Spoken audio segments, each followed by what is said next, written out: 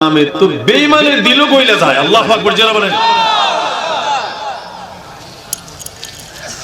হুনাইনের যুদ্ধ থেকে ফিরে আসতেন আমার নবীজি, প্রতিমধ্যে নামাজের টাইম। নবীজি বলেন, ও বিলাল আযান দাও। হযরত বিলাল আযান দিতেছেন।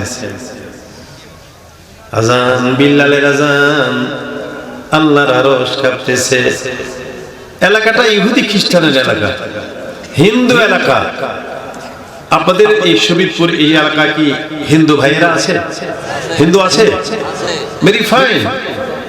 কোরআন মাজিদ তো শুধু মুসলমানের জন্য নয়, সারা পৃথিবী, সর্বকালে, সর্বজাতি, সবার জন্য আল্লাহর কোরআন। ঠিক কিনা বলে? আমি জানি আমার হিন্দু ভাইয়েরা পীরজাদা শফিকুল ইসলাম কবে আসবে, বিভিন্ন প্রোগ্রামে তারা আগে থেকে নিয়ত করে রাখে পীরজাদার ওয়াজ শুনতে। হযরত বিলাল আযান দিতেছেন, নবীজি পাশে, সাহাবায়ে কেরাম পাশে। ওই যে পাহাড়ের পাশে ইহুদি পল্লীর ছেলেরা, হিন্দু ছেলেরা বসে বসে আছে, তামসা করে, খেলায়। হযরত বিলাল আযান দেয়, ছেলেগুলো বিলালের আযানের সাথে সাথে ব্যঙ্গ করে। কি করে? ব্যঙ্গ করে। হযরত বিলাল বলে আল্লাহু আকবার, এরা বলে আল্লাহু আকবার। নবীজি খেয়াল করতেছেন। নবীজি কি খেয়াল করতেছেন? আযান শেষ। নবীজি বলেন, সাহাবীরা রে, এই যুবকদেরকে একটু আমার কাছে আসতে বলো। দেখেন আমার নবী, রহমতের নবী, ইসলাম কত সুন্দর। উদউ ইলা সাবিলি রাব্বিকা বিল হিকমাতি ওয়াল মাউযাতিল হাসানাহ। আল্লাহ বলেন, দ্বীনের পথে মানুষকে ডাকো হিকমতের সাথে এবং সুন্দর সুন্দর ব্যবহার দিয়া, কথা দিয়া। নবীজি বলেন না এই যুবকদেরকে ধরে আনো, এরা কেন বিলালের আযানকে ব্যঙ্গ করলো, এদেরকে ধরো, এটা বলেন না। বলেন সাহাবীরা, এদেরকে একটু আমার কাছে আসতে বলো। আসছে। নবীজি বলেন, যুবকেরা, বিলাল যখন আযান দিচ্ছিল, বিলালের কণ্ঠের সাথে কণ্ঠ মিলে তোমরা আযানকে ব্যঙ্গ করেছো। তোমাদের মধ্যে একটা যুবক, তার আওয়াজটা আমার কানে এসেছে, এত সুন্দর কণ্ঠটা তার, আমার খুব ভালো লেগেছিল। যদিও ব্যঙ্গ করেছে, কিন্তু তার কণ্ঠটা, কথা হয় না, ভালো লেগেছে। নবীজি বলেন, হু ইজ দ্যাট বয়? এই ছেলেটাকে মান হুয়া? যুবকেরা কয়, ইয়া রাসূলুল্লাহ, হুজুর, এই ছেলের নাম আবু মাহজুরা। আবু এই আবু মাহজুরা, তার কণ্ঠ বলো, আওয়াজ বলো, সে তার কণ্ঠটা আপনি শুনছেন। নবীজি বলেন, তাল করিব, আমার কাছে আয় রে আবু মাহজুরা। মাহজুরা রে, তোর কণ্ঠ এত ভালো লেগেছে আমার, যদিও তুই বেদিন, ইহুদি, খ্রিস্টান, নাসারা, মুশরিক। মাহজুরা, পারবিনি আমাকে তোর আযান, তোর মুখে আযানটা একটু শোনাই দিবি? আবু মাহজুরা দুজাহানের বাদশা নবীর সাথে কথা বলতেছে। আল্লাহু আকবার জোরে বলেন। কলিজারা কাঁদতেছে। কোন টিচার যদি ছাত্রকে ডাকে, আমার কাছে আয়, শিক্ষকের সামনে ছাত্র দাঁড়াইতে তার কলিজাটা কাঁদতে থাকে। আর আল্লাহর বন্ধু রাহমাতুল লিল আলামিন আবু মাহজুরা, আমার কাছে আয়, একটু দাঁড়াইছে। আবু মাহজুরা রে, বিলালের আযানের সাথে তুমি আযানটা ব্যঙ্গ করে দিয়েছিলা, আমার কাছে খুব ভালো লেগেছিল রে আবু মাহজুরা, আবার একটু শোনাবি? আবু মাহজুরা, আমারে আবার একটু শোনাবা? আবু মাহজুরা কয়, হুজুর, বিলালের আযানের সাথে সাথে বলছি, এটা তো আমার মুখস্থ নাই, যা শুনছিলাম আমি ভুলে গিয়েছি। তাইলে একটা কাজ কর, আমি আযান দেই রে আবু মাহজুরা, আমার জবানের সাথে সাথে তুমি আমারটা নকল করো, কপি করো। বললে একটু জোরে বলেন আল্লাহু আকবার। নবীজি বলেন আমার সাথে সাথে তুমি বলো। নবীজির হাত মোবারক আবু মাহজুরার কপালের উপরে হাত মোবারক রাখলেন। আবু মাহজুরা রে,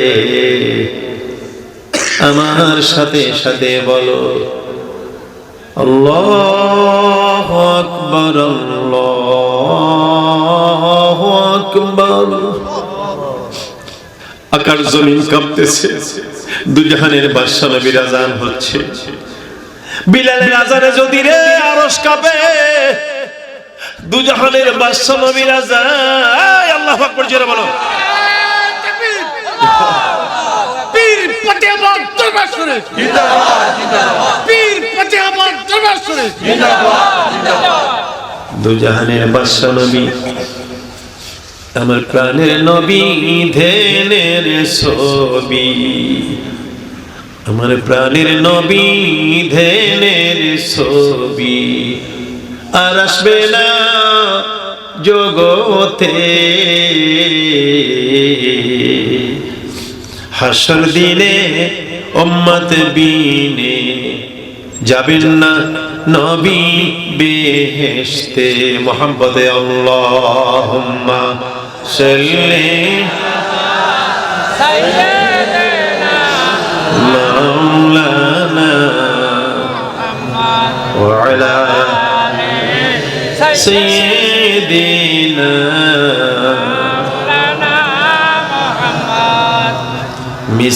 মিসামিসি কাটাইলাম জিন্দেগি। বলেন মিসামিসি কাটাইলাম জিন্দেগি। সময় থাকতে না করিলাম চোরে, সময় থাকতে না করিলাম জোরে। আল্লাহুম্মা সাল্লি মুহাম্মাদ ওয়া আলা সাইয়্যিদিনা ওয়া আলা সাইয়্যিদিনা মুহাম্মদ। আবু মাহজুরা রে, তোর কপালে আমি হাত দিলাম, আমার সাথে সাথে আযানটা দে। আল্লাহু আকবার, আল্লাহু আকবার। যুবকটা বলতেছে, এই যুবকেরা শোনো তোমাদের জিন্দেগি। আল্লাহু আকবার, আল্লাহু আকবার। আবু মাহজুরা সে মুসলমান না, সেও নবীজির সাথে সাথে আল্লাহু আকবার, আল্লাহু আকবার। যুবকদেরকে আল্লাহ রাসূল খুব ভালোবাসেন। দর জওয়ানি তওবা করদম শিওয়ায়ে पैगंबरी, वक्त पीरी गुर के जालिम मी शवद पर हजगरी। যুবকেরা রে, যুবককালে যারা আল্লাহকে ডাক দেয়, পাইতে চায়, ওই যুবকদেরকে আল্লাহ পয়গম্বরীর দরজা দিয়ে দেয়। ওয়াজ মাহফিল গুলো রে, ওই যুবকেরা তোমাদের জন্য ওয়াজ মাহফিল। কারণ সমাজের যুবক যদি ভালো হয়, পুরো সমাজটা ভালো হয়ে যায়। ঠিক কিনা? ঠিক বলে জোরে ঠিক বলেন। আমার যুবক বন্ধুরা, তুমি গুনাহ করেছো আমি জানি। পীরজাদা শফিকুল ইসলামের মাহফিলে চোর ডাকাত হাইজ্যাকার নেশাখোর বিভিন্ন রকমের যুবকেরা ওয়াজ শোনার জন্য আসে। ও বন্ধুরা, আল্লাহ ইচ্ছা করলে তোমার কপালটা খোলা ওলিউল্লাহ বানাই দিতে পারে। পারেনি? পারেনি? একটা যুবক ছেলে সমাজে জিনা করে, ব্যভিচার করে, সন্ত্রাসী করে, নেশা করে, এমন কোন কাজ নাই যে কাজটা এই যুবকটা সমাজে করে না। সমাজের লোকেরা অতিষ্ঠ হয়ে গেছে তার জন্য। মিটিং বসলো সমাজের লোকেরা, সামাজিক মিটিং, রায় দিল তাকে সমাজ থেকে বের করে দাও, সমাজ থেকে বের করে দাও। নবীজি ফরমান, বনি ইসরাইলের ওই যুবকটা, নবীজি এই ওয়াজটা করছেন, বনি ইসরাইলের যুবকটা সমাজ থেকে তাকে বের করে দিল। মা বাপ কেউ তার রাখতে পারলো না। কয়েকটা বকরির সাথে নিয়ে মরুভূমিতে পাহাড়ি এলাকাতে বসবাস করে সেখানে যায়। খিদা লাগলে বকরির দুধ দমন করে একটু খায়। চলছে তার জীবন জিন্দেগি। কিছুদিন পর ছেলেটার কঠিন জ্বর, কঠিন রোগ, মরুভূমিতে বালিতে শুয়া অঝোর দ্বারে খামদে আল্লাহ, মহাপাপী আমি, পাপের কারণে সমাজে আমাকে থাকতে দিল না। এখন তো আল্লাহ আমি অসুস্থ, আমার মুখে এক ফোঁটা পানি দেওয়ার কোনো লোক নাই। আল্লাহ গো, আল্লাহু আকবার জোরে বলো।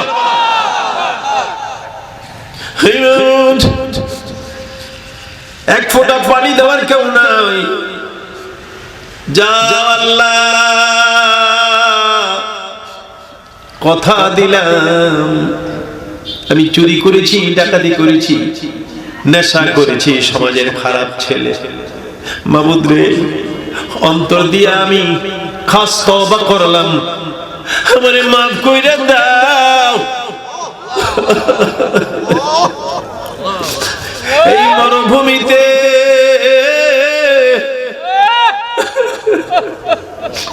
তোমারে ছাড়া কেউ আমারে দেখে না। আল্লাহ বাবু, আমি নি মইরা যাই, আমারে মাফ করে দাও।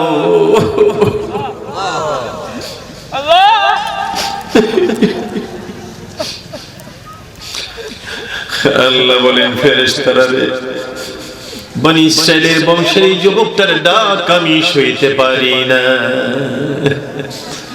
প্রাণের আল্লাহ রে, কোথায় গেলে পাবো তোমারে?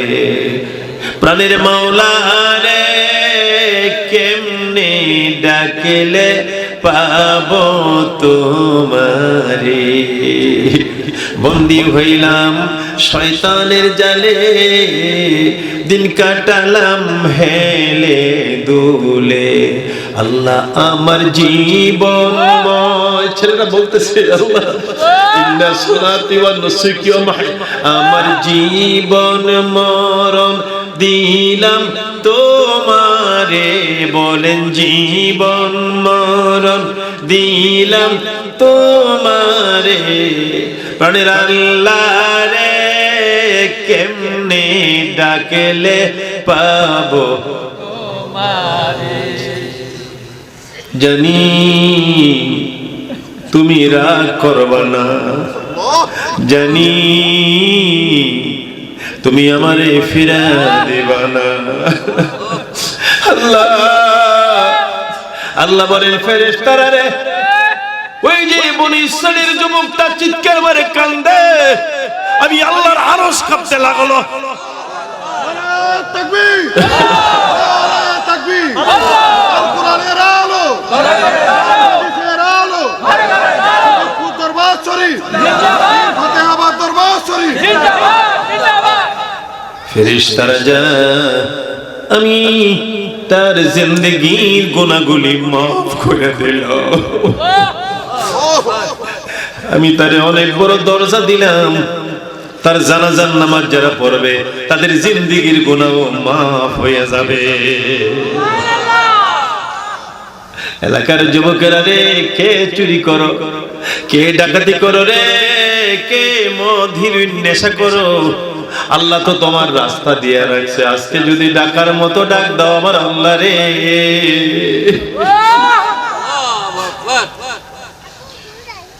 মারা গেছে ছেলেটা, পৃথিবীতে নাই, মরুভূমিতে পড়ে আছে।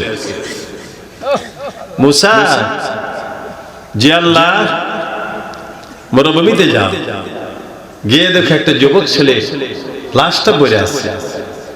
মুসা রে, এই লাশটাকে তুমি গোসল দাও, কাপড় পরাও, তার জানাজার ব্যবস্থা করো। আল্লাহ, কে এই ছেলেটা? আল্লাহ বলে তুমি পরে বুঝবা। সে এমন ডাক দিছে, তার জিন্দেগীর গুনাহগুলো আমি সাথে সাথে মাফ করে দিছি। এই ছেলেটার জানাজার নামাজ যে পড়বে, সমাজের লোকদেরকে বলবা তাদের জীবনের গুনাহগুলি মাফ করে দেবে। কোন কোন কিতাবে আসছে তাদের জীবনের 1 বছরের গুনাহ মাফ করে দেবে। হযরত মুসা কালিমুল্লাহ গেলেন সমাজে, লোকদের বললেন আজকে এটা জানাজা হবে, এটা যুবক ছেলের জানাজা। যুবক বলেন কে? কে? যুবক। তার জানাজার নামাজ যে পড়বে, তার পিছনের জিন্দেগীর গুনাহগুলি মাফ হয়ে যাবে। যখন শুনছে পিছনের জীবনের গুনাহগুলি মাফ হয়ে যাবে, দলে দলে মানুষ জানাজার জন্য হাজির হতে লাগলো। বিশাল জানাজা। লোকেরা বলে, ও মুসা কালিমুল্লাহ, কে এমন ছেলেটা যার জানাজা পড়লে আমাদের জীবনের গুনাহগুলি মাফ হয়ে যাবে? লোকেরা ধরছে মুসা কালিমুল্লাহ গো, মুখের কাপড়টা সরাই দিলে আমরা সবাই তার চেহারা একটা নজর দেখতে চাই। লাগছে ভেজাল। সুবহানাল্লাহ। ঝামেলা সরাই দিবে কে? যেরকম কে? কাপড় খুললো, মুখ জবর চেহারা মোবারক থেকে। এলাকার লোকেরা কয়, আরে এটা তো ওই ছেলে। আরে হুজুর, আমরা তো তার সমাজ থেকে বের করে দিছি, কারণ সে এমন কোন পাপ নাই যেটা করে নাই। তাকে সমাজ থেকে বহিষ্কার করে দিছি আমরা।